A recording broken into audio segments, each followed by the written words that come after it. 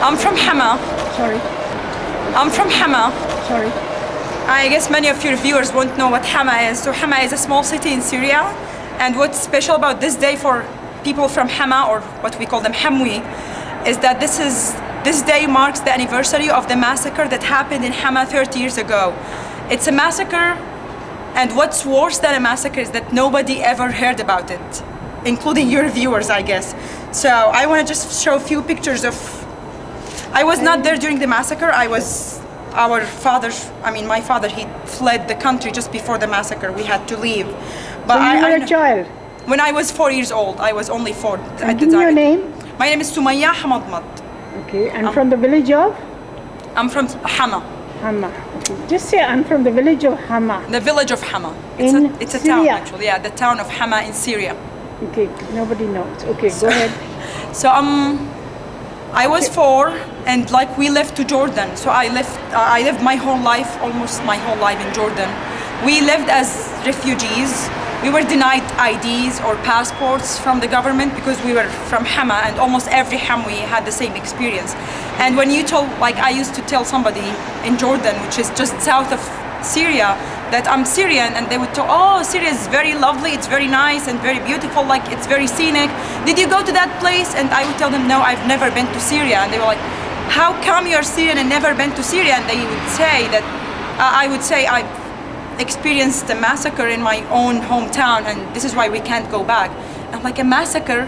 How did that happen? And you would start telling them the story, and nobody ever heard. Like 40,000 people, that's 4 zeros killed in the massacre, and the same number detained, and the same number left the whole city, and nobody ever heard about them. So this is the picture of one of my uncles he was killed on the first day of the massacre, on February 2nd, 1982. I remember my grandmother who came to live with us, his mother, she would never mention him by name. She would say the other one, that son, because she could not tolerate mentioning his name. And remembering the way he died in front of her house, she witnessed his killing by a sniper. And it was the same day that he got his first salary. He was working, like he graduated as an engineer, and he started working on that month. So it was his first salary ever, and he was coming happy home to give her part of the gift, and he was killed on that day. So she would never ever overcome her sorrow and pain and mention his name. And this is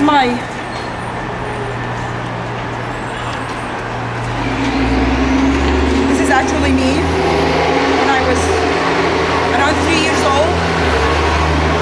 And this is my other uncle, his brother, and he was 25 years old at the time, and he was gone. And for Hamwis, people from Hammar, the word gun, or rah in Arabic, it's a word that describes everything. He might have been killed or detained, or he left the country. Nobody really knew, including my grandmother. She spent 7 years hoping that he would come back, and she passed away without him coming back.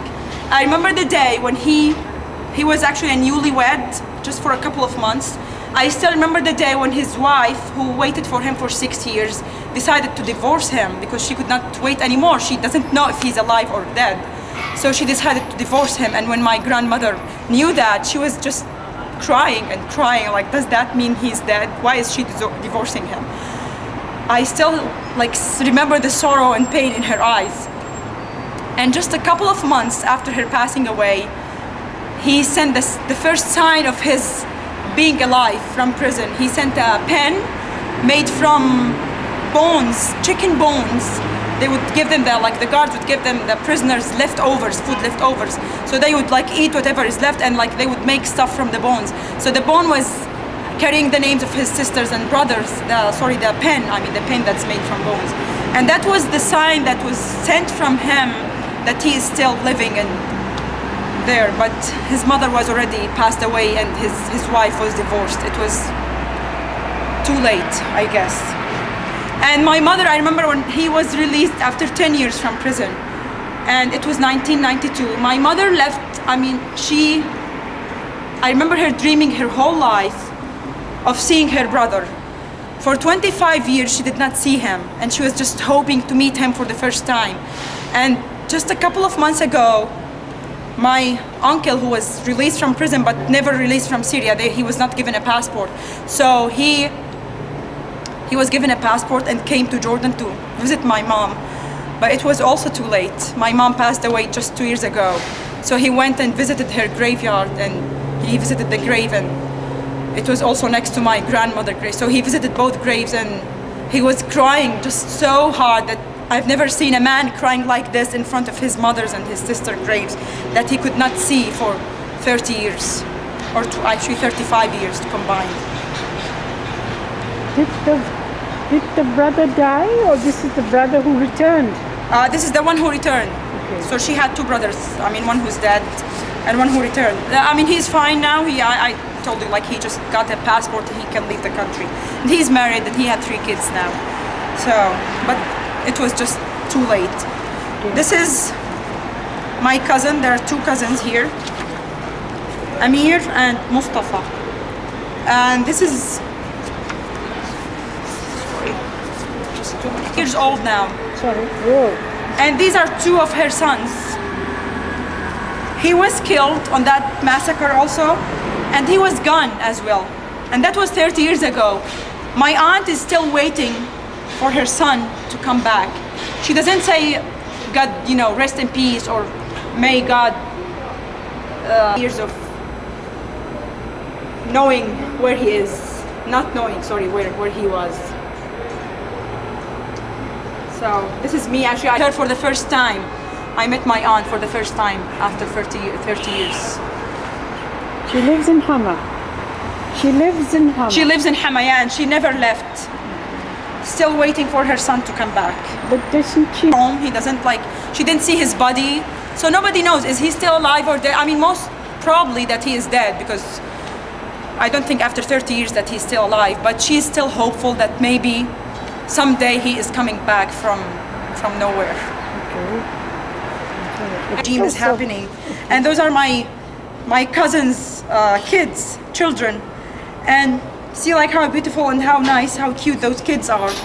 They were actually nowadays they are not living in that home. Almost all of them are scattered here as refugees and living with some family members or with some other relatives, because nobody can live in that home anymore. It's just not safe for them, because Assad regime men are coming and invading home, sometimes killing kids and women, killing fathers and mothers. Even now, this is why now the massacre is coming back again, because it's repeated actually in that, not only in Hama, it's almost everywhere in Syria, in Dar'a, in Halab, in Homs, in Idlib, everywhere in Syria. What I just mentioned about Hama, it's happening, but in a lesser scale, because now we have internet, we have videos to show the world. But unfortunately, the world, like which you can see here, the UN, they're not doing anything.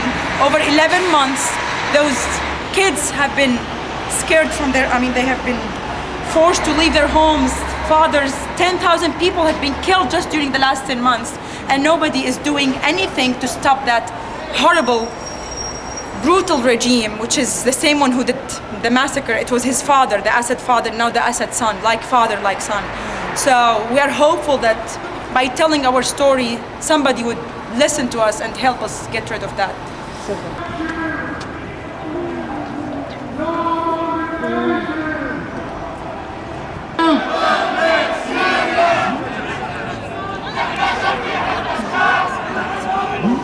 حرية للآباء غصب عنك يا أسد. حرية